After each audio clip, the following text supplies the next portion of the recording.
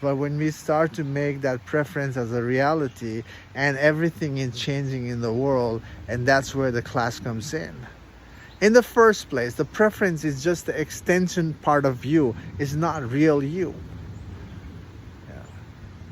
We need to anchor in who we are rather than the mind. Mind is all changing. Mind comes from the place of experience. And when the mind starts to ingrain in us, that becomes a reality. That makes us forget who we are. And when we forget who we are, when we don't see who we are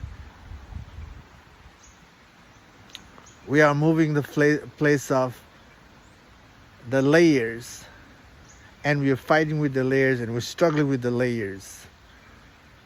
If you want true freedom, even in the chaotic world, it's possible, but we have to die in the ego. If something bothers us in life, it's because we have a certain preference in our head.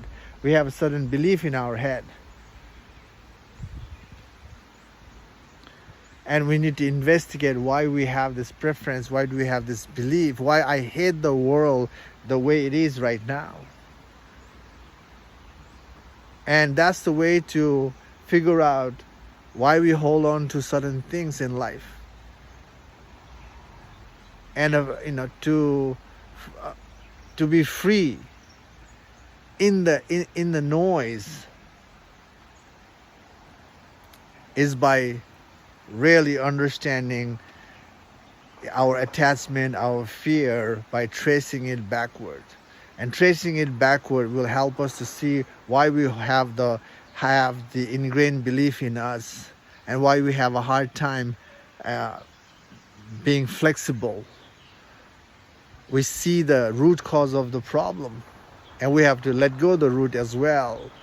And that's where the real friction starts to build up, real fight. The outside fight is not even the big fight. The big fight, the big struggle, the big battle is when we see the ingrained belief in us, and when we realize that we have to give up what we hold on to figure out who we are. And that's where the heat is.